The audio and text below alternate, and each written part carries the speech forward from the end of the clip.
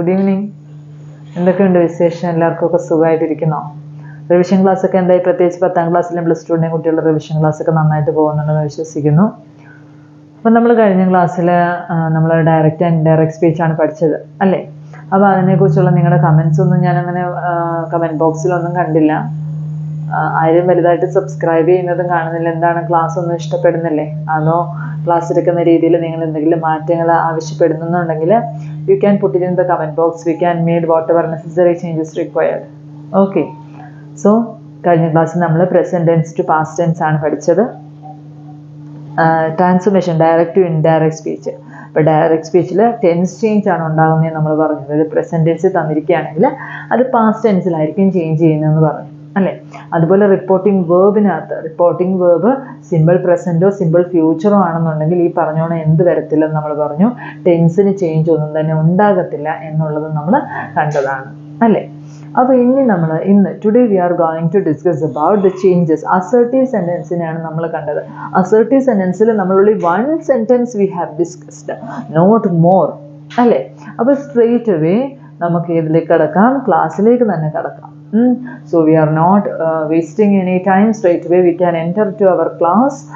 All the best children. Let God help you in understanding all the things whatever we are studying today. It's okay. And then the second sentence is, he said, I'm going to ask a question to you.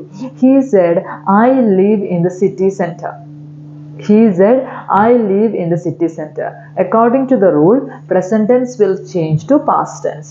So he said that I changed to he. He lived in the city center. Okay. And then neither sentence, present tense will change to past tense. He said, I am living in the city center. Then how we will change that sentence? He said that he is am are ne past tense like change ചെയ്യുമ്പോൾ was or were ആകും അല്ലേ? അപ്പോൾ എന്ത് എഴുതും? He said that he was living in the city center. വളരെ എളുപ്പമാണ്. Direct and indirect speech നമ്മളൊന്ന് ശ്രദ്ധിച്ച് പഠിച്ചു കഴിഞ്ഞാൽ വളരെ എളുപ്പമാണ്. ഏതാണ് തന്നിരിക്കുന്ന ടെൻസ്? ഏത് ഓക്സിലറി വേർബാണ്?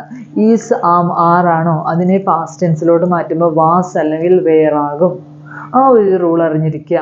ഹാസ് അല്ലെങ്കിൽ ഹാവ് ആണോ ഡയറക്റ്റ് സ്പീച്ചിലുള്ളത്? അത് യാതൊരു ചേഞ്ചും ഇല്ലാതെ ഹാഡ് ആയിട്ട് ചേഞ്ച് ചെയ്യും ഇൻഡയറക്റ്റ് സ്പീച്ചിൽ.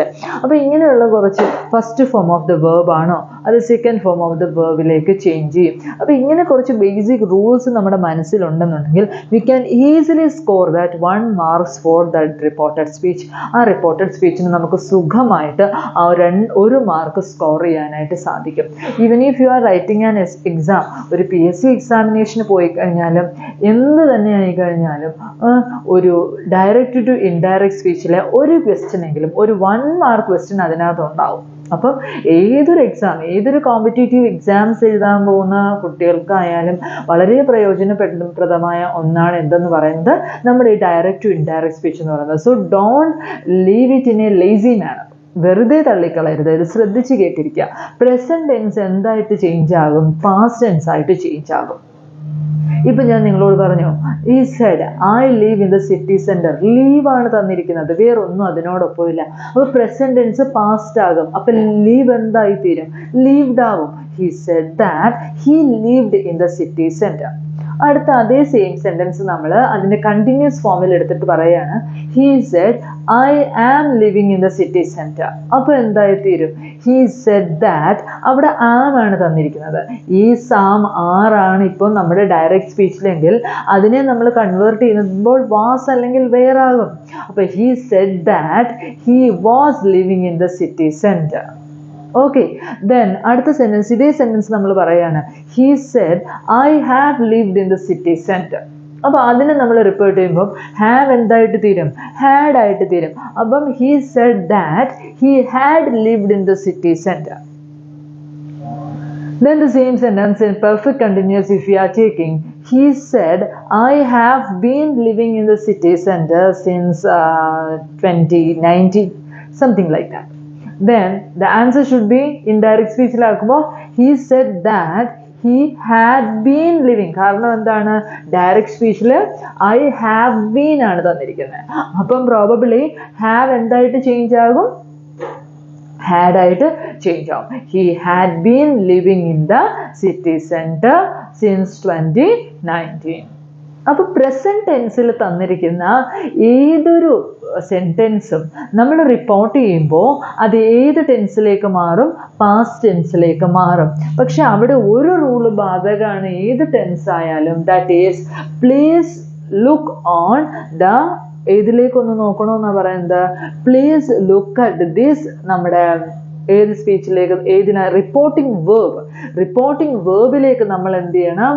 ഒന്ന് കണ്ണെത്തി നോക്കേണ്ടതാണ്. റിപ്പോർട്ടിംഗ് വേർബിലേക്ക് നമ്മൾ ഒന്ന് ശ്രദ്ധിച്ചു കഴിഞ്ഞാൽ മാത്രമേ നമുക്ക് എന്ത് കിട്ടത്തുള്ളൂ എന്നാണ് പറയുന്നത്?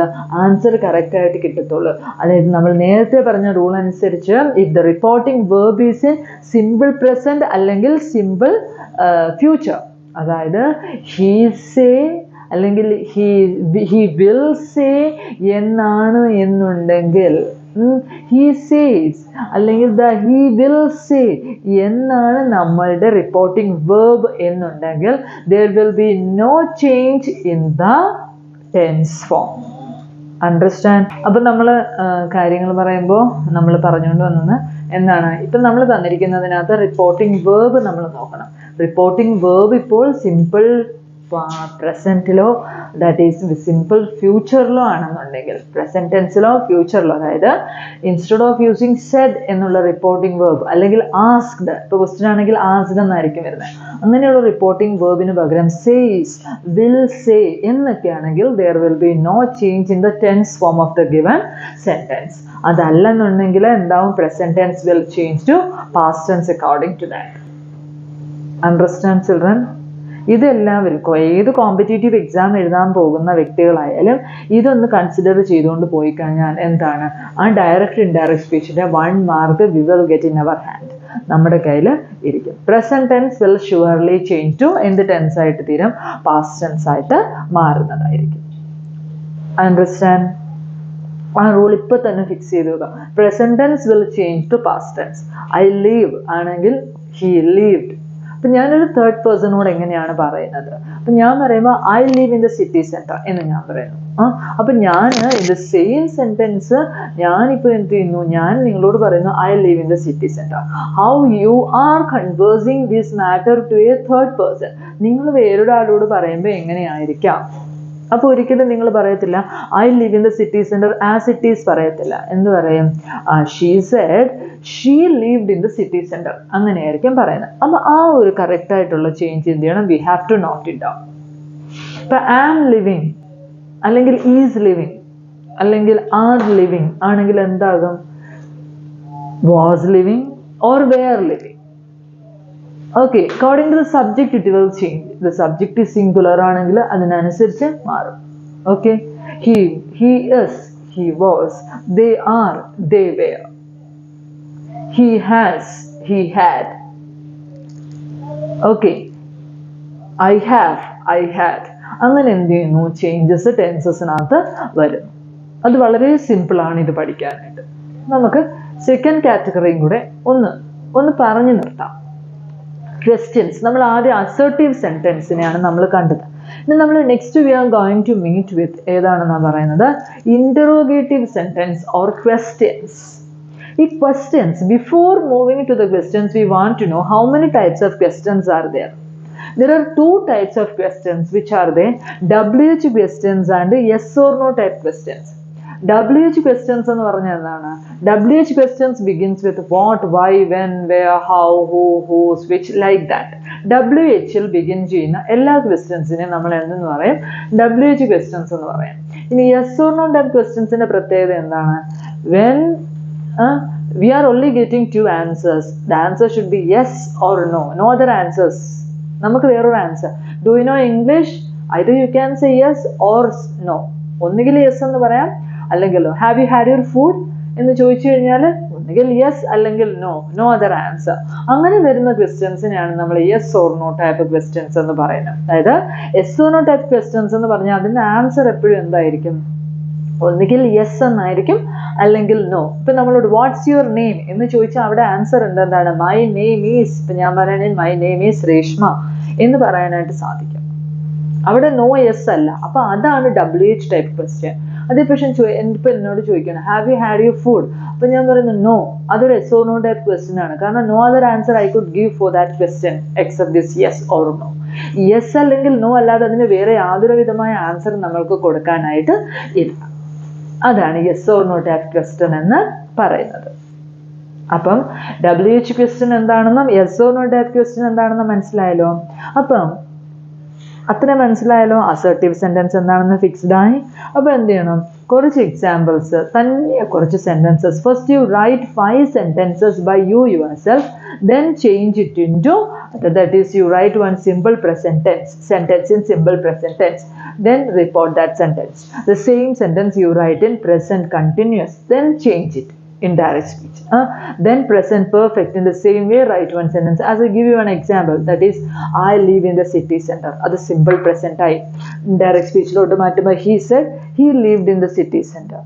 Again continuously vannappo njan paranju he said